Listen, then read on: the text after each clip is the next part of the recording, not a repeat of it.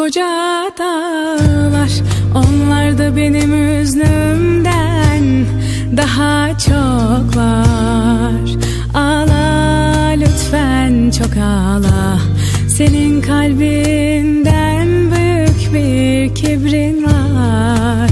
Sana değmez, etmiyorum itiraf, etmiyorum bertaraf, ama her yağmurda sen kokuyor etraf.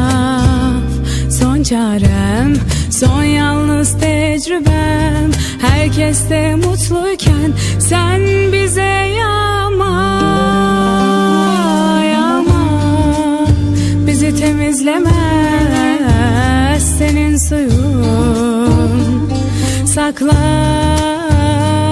gülüşünü, kurudu karanfil, bitti oyun.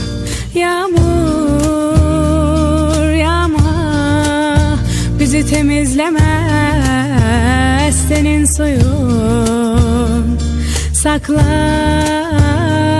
gülüşünü, kurudu karanfil, bitti oyun. Bu son oyun.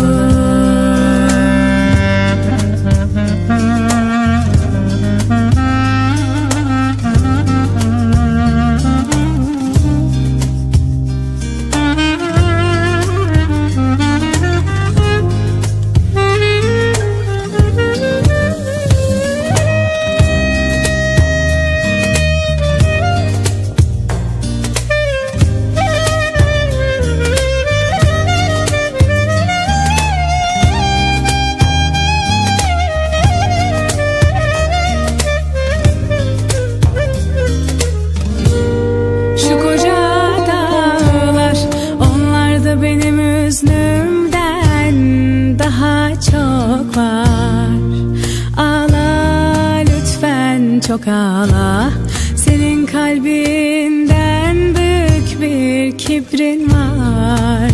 Sana değmez, etmiyorum itiraf, etmiyorum bertaraf, ama her yağmurda sen kokuyor etraf.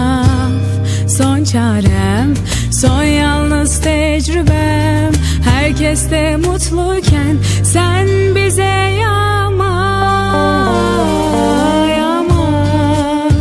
Bizi temizlemez senin suyun. Sakla gülüşünü, kurudu karanfil, bitti oyun.